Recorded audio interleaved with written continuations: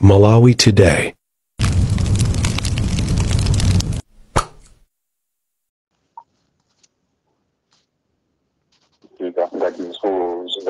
Pakadali pano katswiri pa nkhani zachitetezo a Sheriff Kaisi wati izi zikuchitika kamba kakunyalanyaza ndi kusasamala zachitetezo. Ena mangu yanga nkhani onena kuti kodi mthuma mwanga munthu tsama chani ndiye nkumbulisa zinthu zosayenerera tilekeze kwenda chokera kwa Amerika ku polisi madera ndena zimachitika sachongofuna ndalama zolole mthumba zimene zilizo ikamiyo ya anthu pachise zimene zimafunika zonena kuti amene amapezeka zinthu ngati zimenezi asagulitse chifukwa kulakwira malamulo a dziko. Masiku asanu ndi awiri polisi ya Kawale yapeza mabomba 19 ku area 23 mu mzinda wa Lilongwe omwe ena anaphulika kale ndipo ena sanaphulike. Malo mwa Zodiac ku Lilongwe ndine Sarah Tembo. Ku Blantyre apolisi atsimikiza imfa ya yemwe anamuganizira mlandu wakupha Andrew Mandiwe omwe adatuluka pa belo ndipo anthu ena okwiya anamumenya modetsa nkhawa dzulo atamuona pa msipu wa Mbayani mu mzinda wa Blantyre. Wachiwiri kwa mneneri wa polisi ku Blantyre Amere Chiponda wauza Zodiac lero kuti atatengera Mandiwe ku chipatala kutsatira kumenyedwako achipatala ku Queen Elizabeth Central adatsimikiza za imfa yawo. Iwo ati Mandiwe omwe analipo pa mpando wa komiti yoona zachitetezo pa msipu wa Mbayani afa kamba kotaya magazi ochuluka. Achiponda akufotokoza. Tinalandira ripoti dzulo chakumawa kuti mzibambo wina Andrew Mandiwe wa zaka 45 yemwe anali chairman wa community policing ku msika wa Mbayani anali akumenyedwa pa nthawi. Titathamangira kwa polisi tinakafika kumalo ndipo tinapeza kuti Andrew anali ali chikomokere kutsatira kumenyedwa kumene anamenyedwa ndi anthu ndi miyala komanso zida zimene amagwiritsa ntchito kuwamenya. Ife ngati polisi tinafulumira kuwatengera ku chipatala cha Queen Elizabeth Central Hospital komwe anatitsimikizira kuti amwalira kamba kotaya magazi kumutu kwawo chifukwa choti kwambiri anamenyedwa kumutu kwawo. Wachiwiri kwa mneneri wa polisi ku Blantyre Amere Chiponda. Tidakali pa nkhani za apolisi ku Lilongwe amanga nzika ya dziko la Ghana poyiganizira kuti inapha ndalama zokwana 202.5 million kwacha ku kampani ya Purity Sanitary Products kwa njewa ku Lilongwe. Mneneri wa polisi ya Lilongwe Hastings Chigalu watsimikiza za nkhaniyi ponena kuti bamboyu ndi a Maxwell Boma Ousu. Pakadali pano apolisi akwanitsa kupeza ndalamazi. Tinayankhula ndi Chigalu. Ndizoona kuti ife apolisi ya Lilongwe tamanga tagwira nzika ya ku Ghana Maxwell Ousu wa zaka 23 pomuganiza kuti ndithu anaba ndalama zokwana 202.5 million kwacha kwa nzika ina ya ku China. Iyeyo ndithu anabwera kunoko ku Malawi lolemba lapitali ndipo wapanga izi lachiwiri ndipo amembekeza kukwera ndege yobwera ku Ghana lachitatu ndipo nkhani yabwino ndiye kuti takwanisa ndithu kusipeza ndalama zonse zobedwazi 202.5 million kwacha. Ndipo tinene pano kune kuti tikadakhala kuti ife apolisi tagonako pang'ono tatsinzina kapena titalandira ripoti ili tinakanga tipena pake tachitako njengunje sibwezi tikunena kuti takwanisa kupeza ndalama izifwa iyeyo ndithu mmene taneneramu amabwerera ku Ghana lachitatu dzulo lapitali ndipo sidakakwanisa kuti tipange trace. Ndipo izi ndi zimene ife ngati Lilongwe polisi izi ndi zimene ngati ife apolisi timakwanisa kuchita ngati mutabweresa ripoti lanu mwasanga. Ndipo pakadali pano tupitirirabe kusakasaka kwa anthu ena amene akukhuzidwa ndi mchitidwe umenewu. Mneneri wa polisi ya Lilongwe Hastings Chigalu. Ndipo ku Tcholo apolisi amanga bambo wina pomuganizira kuti wapezeka ndi mankhwala osiyanasiyana akuchipatala opanda chilolezo. Apolisi ati bamboyo ndi a Feston Mbedza amudzi mwa Helemani mfumu yayikulu Khwetemule mboma la Tcholo. Mneneri wa polisi ku Tcholo Rebecca Kashoti wati apolisi anatsinidwa khutu lachiwiri ndipo anapita kukafufuza ku nyumba kwake kumakwasa kumene anammanga. Kuchokera ku Tcholo Luka Beston walemba ripoti lomwe John Paul Kayuni akuwerenga mu studio mwathu. Malinga ndi mneneri wa polisi ya Tcholo Rebecca Kashoti apolisi analandira uthenga lachiwiri kuti Ambedza akusunga mankhwala mnyumba mwawo. Akashoti ati apolisi anapita ku maloko kumene anakagwira Ambedza ndi kuwalanda mankhwalawo. Mankhwala omwe awalandawa ndi kuphatikizapo ochepetsa ululu, anjira zakulera, majakisoni ndi ena ambiri. Akashoti ati Ambedza akuyembekezeka kuyankha mlandu wokhudza kusunga mankhwala akuchipatala opanda chilolezo. Pakadali pano apolisi achenjeza anthu kuti asiye kusunga kapena kugulitsa mankhwala opanda chilolezo, ponena kuti mchitidwewu siwovomerezeka ndipo ndi chiopsezo ku miyoyo ya anthu. John Paul Kayuni kuwerenga ripoti lomwe alemba Luca Beston. Muzamaphunziro aphunzitsi pafupifupi 1,500 omwe anamaliza maphunziro a Initial Primary School Education EPT 18 alembera bungwe la Malawi National Examinations Board MANEB kuti liwapatse ma certificate awo sukulu zisanatsekulire pa 22 September. Mtsogoleri wa gulu la aphunzitsiwa a Chance Ellen Amanda watsimikiza izi ponena kuti unduna wa maboma ang'ono wauza aphunzitsiwa kuti akufunikira ma certificate iwo kuti uwalembe ntchito. Koma mneneri wa MANEB Angela Kachitigu wati bungweli lipereka ma certificate iwo mu nthawi yake likamaliza ndondomeko zonse. Zambiri mu ripoti ili lomwe walemba Kenford Mdima. Posachedwapa boma lalengeza kuti lalemba ntchito aphunzitsi a primary omwe anamaliza maphunziro awo, koma mmodzi mwa aphunzitsi a EPT 18 a Chance Ellen Amanda wati aphunzitsi pafupifupi 1,500 sanawalembe ntchito ngakhale kuti anachita mayeso olowera ntchito. Iwo ati akuluakulu a boma auza aphunzitsiwa kuti dongosolo lowalemba ntchito lipitirira bungwe la MANEB likatulutsa ma certificate awo. Akangoti apapa atisiya mbuyo choti dengu tikhala zambiri mbiri fati boma ilemba aziphunzitsa ambiri kutenga ni mbuyo mumene boma ilankalembera aziphunzitsa. Nemanthu athu alipo kuti akatisiya apapa ndekuti ifeyo tikhala zambiri. Ngakhale watsimikiza kuti MANEB yalandira kalata ya aphunzitsiwa, mneneri wa bungweli a Angela Kachitigu wati pempho la aphunzitsiwa ndilovuta. Ili ndikufuna kukonza zosiyana-siyana zomwe makhadi kulandira. Tikamaliza zonsezi pamene tingasindikize ma certificate amene wandikupereka kuma college komwe amene wawa amaphunzirako ngati aphunzitsi. Ndi pakadali pano sitingapereke date yotsimikizika kuti kufika tsiku lakuti ma certificate amene watikhala kuti tamaliza zonse. Kwa dzaka magulu okhudzidwa ndi maphunziro akhala akupempha boma kuti lilembe ntchito aphunzitsi onjezera msukulu zake za primary. Malo mwa Zodiac ndine Kenford Mdima. Mukumvera nkhani pano pa Zodiac ndipo masanano muli ndine Owen Lupeska. Tentionenso mitu yake tisanapitirire. Kampani ya Cato Civils yatsimikiza kuti gawo loyamba la ntchito yotenga madzi kusalima litha nthawi yake. Apolisi ku Lilongwe apeza zida zophulika zokwana 19 msabata imodzi. Katswiri wati ofunika kufufuza nkhani mozama. Munthu yemwe amamuganizira mlandu wakupha wafa. Anthu ena okwiya atamumenya modetsa nkhawa dzulo pa msika wa Mbayani mu mzinda wa Blantyre. Mzamasewero timu ya Mighty Wanderers yati ikuyembekezeka kugula osewera mmodzi msika ogula ndi kugulitsa osewera asanautseke madzulo ano. Tipitirire ndi nkhanizi.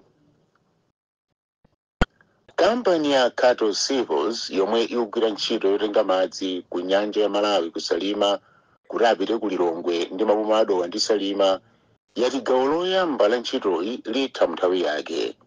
Ntchitoyi yomwe ndi ya ndalama zokwana 535.5 billion kwacha ikuyembekezeka kuthetsa mavuto akusowa kwa madzi aukhondo kwa anthu 1.5 million amaboma atatuwa. Mmodzi wa akuluakulu a kampani ya Cato Civils, Engineer Kondwani Gidala, wati pano ntchito yomanga malo osungira madzi ili mkati maboma Salima komanso Dowa. Zambiri mu ripoti la Kenford Mdima. Mmodzi wa akuluakulu ku kampani ya Cato Civils, Engineer Kondwani Gidala, wati gawo loyamba la ntchito yomanga malo omwe akhala osungira madzi pa ntchito yotenga madzi ku nyanja ya Malawi kupita ku Lilongwe yafika pa theka. Agidala ati kusowa kwa simenti ndi zitsulo ndi vuto lomwe lakhala likukhudza ntchitoyi, koma kampani ikugula katunduyu kunja akasowa mdziko muno. Ikamati mmalichi tikhala kuti chigawo choyamba chatha. Mmene muoneramu olonso mapaipi amene tikugwisa ntchito kuchokera pakatengeza kupita kulifu ayambakali kufika mdziko muno. A Dickson Kanjon Kampanda, mphunzitsi wamkulu pa sukulu ya St. Mathias kudowa, ali ndi chikhulupiriro kuti ntchitoyi ikatha ithandiza kuti sukuluyi ikhale ya ukhondo komanso kuchepetsa chiwerengero cha ophunzira ojomba ku sukulu. Timakonda kukhala ndi poor attendance. Ana amabwera nthawi ina mosakhala bwino chifukwa choona kuti amatha kuchedwa kubwera ku sukulu kuja chifukwa chomaka yang'ana madzi. Poyankhula atayendera ntchitoyi wapampando wa bungwe la Human Rights Defenders Coalition HRDC a Gift Trapensi wati ntchitoyi ithandiza kutukula chuma cha Malawi. Pomafunika ndithu ma project amphamvu ngati amenewa kuti ndithu tizipanga invest choya kuti ma project ngati awawa ndi amene amasintha miyoyo ya anthu komanso ndi amene amasintha chitukuko cha dziko. Ntchito yotenga madzi ku nyanja ya Malawi kupita ku Lilongwe komanso maboma a Salima ndi Dowa ifika kumapeto mchaka cha 2027. M'malo mwa Zodiac ndine Kenford Mdima. Bungwe la National Food Reserve Agency NFRA lalengeza kuti lakweza mitengo yomwe bungweli lizigulira chimanga kwa alimi kuchoka pa 1,100 kwacha kufika pa 1,280 kwacha pa alimi ang'onoang'ono komanso 1,300 kwacha pa kilogram kwa alimi akuluakulu. Mkulu wa bungweli a George Majeka ndiye wanena izi lero pa msonkhano wa atolankhani omwe bungweli linachititsa mu mzinda wa Lilongwe. Amajeka akukhulupirira kuti kukweza kwa mitengoku kuthandiza kupereka chidwi kuti alimi abweretse chimanga chawo ku bungweli. Monga National Food Reserve Agency timafuna tadziwisa Malawi kuti monga bungwe lomwe limasunga chimanga kukhokwe takweza mitengo imene timagulira chimanga kuchokera kwa chatimati ma mega farmers kapena alimi akuluakulu amene wasopano tizigula chimanga chawo pa 1,300 kwacha pa kilo. Komanso mitengo imene tikugulira chimanga m'malo osiyanasiyana m'midzi komanso m'madepoti athu takwezanso kuchoka pa 1,100 pa kilo kufika pa 1,280 kwacha pa kilo. Zimene zitachita kuti amene anchimanga achilimike kubera nacho chimanga kwa ife komanso kuti tithe kugula chimanga chochuluka choti tichisunge kuchizoya kuti nthawi yoti chimanga nthawi ya njala tizatha kutulusa chimanga kuti chizathandiza Malawi. Mkulu wa bungwe la NFRA a George Majeka. Nkhani za masero timu ya Mighty Wanderers yati yatsala ndi osera mmodzi oti igule pa msika ogula ndi kugulitsa osera asanautseke madzulo ano. Mphunzitsi wamkulu wa timuyi Abobo Mpinganjira wati akhala kutsatira osera ngapo ndi cholinga choti alimbitse timu yawo pamene kuyembekezeka kusera mu CAF Confederation Cup. Pa msikawu Wanderers yangosaina osera mmodzi yekha yemwe ndi Muhammad Sulumba. Bright Kanyama ali ndi ripoti. Msika ogula ndi kugulitsa osewera wa pakati pa masero a chaka chino ukuyembekezeka kutsekedwa lero ndipo matimu omwe akufuna kuti agule osewera angotsala ndi maola ochepa kuti akwaniritse izi. Pakadali pano timu ya Wanderers yati ikuyang'ana kuti ibweretse osewera mmodzi pa msikawu kuti alimbitse timu yawo pamene ikupitira osewera masero a mugawo lachiwiri. Mphunzitsi wa timu ya Wanderers Bob Mpinganjira wati osewerayo amupeza kale ndipo ali ndi chikhulupiriro chonse kuti zonse ziyenda kumbali yotenga osewerayo. Ndi chiyembekezo kuti tikhoza saina player wina windo imene sanatsekedwe tiona kuti zayenda bwanji komano tingodikira kuti tione kuti player amene tingasaineyo akhala kuti. Mpinganjira atsimikiziranso kuti Wanderers isera masero opimana mphamvu ndi Civil Service United pokonzekera masero a CAF Confederation omwe ikumane ndi Jwaneng Galaxy ya ku Botswana pamene alephera kupeza masero opimana mphamvu ndi matimu akunja kwa dziko lino. Masero achitika pa 7 September lomwe ndi lamulo likulu kudzali pa bwalo la Champion kumponera. Tinakakonda kuti timenye international game koma sizinaende imene tinafunira chifukwa choti matimu amene timafuna tisewere nawo onse taya kutaita ati kuza kuti sangathe kubwera kuti zasewere game imeneyi. So tinalibe njira ina iliyonse imene tinakachita komano kungopeza game imene tikuona kuti itipasa game yabwino itipasa test yabwino ndi chifukwa chake tasankhasivu. Oyankhulapo pa za masero Henry Gome wauza Zodiac kuti sakuyembekezera kuti matimu agula osewera ochuluka pamene msikawu akutseka tsopano. M'malo mwa Zodiac ndine Bright Kanyama. Apanso ndiye pamtsiriziro pa nkhanizi masana wano koma tisanasiyane tentionenso mitu yake. Apolisi ku Lilongwe apeza zida zophulika zokwana 19 msabata imodzi. Katswiri wati pakufunika kufufuza nkhaniyi mozama. Munthu yemwe amamuganizira mlandu wakupha wafa. Anthu ena okwiya atamumenya modetsa nkhawa dzulo pa msika wa Mbayani mu mzinda wa Blantyre. kampani ya Cattle Silvers yatsimikiza kuti gawo loyamba la ntchito yotenga madzi kusalima litha nthawi yake. Mzamasewero timu ya Mighty Wanderers yati kuyembekezeka kugula osewera mmodzi msika ogula ndi kugulitsa osewera asanautseke madzulo ano. Munali ndine Owen Lupeska zikomo pokhala nafe masana abwino. Chotsatira ndi ripoti la za nyengo. Aupatsirani za nyengo ndi amazi bwenzi losaona nyengo. Masana ano kuli nyengo ya fumbi ndi ya changululu komanso yotentha ndipo kwa Ngabu kuyembekezeka kutentha kufika pa 37 degrees Celsius, ku Mangochi 34 degrees Celsius, ku Blantyre 31 degrees Celsius, ku Lilongwe 30 degrees Celsius pamene ku Mzuzu 24 degrees Celsius. Mphepo ikumba chikala chakumvuma pofika mmawa timu nyengo ya dzuwa ya changululu komanso yotentha. Dzuwa likuyembekezeka kulowa 20 minutes to 6 ku Mzuzu ndi ku Lilongwe pamene ku Blantyre 26 minutes to 6. Zanyengo kuchokera ku nthambi yoona zanyengo ndi kusatha kwa nyengo mdziko muno nzomwezi mnali ndine Dave Tisungane Majawa. Masana abwino. Amakupatsirani za nyengo ndi amazi bwenzi losaona nyengo. Makolo ndiwo asanamira za nzeru ndipo makolo amafunikira chisamaliro choyenera. Ku Mazim timayamikira thanzi labwino. Ndondomeko ya Senior Citizen Scheme inapangidwira mamembala opitirira zaka 55. Ndondomeko imeneyi simayenera kudikirira chithandizo cha mankhwala olandira pafupi kapena kuthandizidwa ku chipatala komanso kuthandizidwa mukagwiridwa zovuta ndi zina zambiri.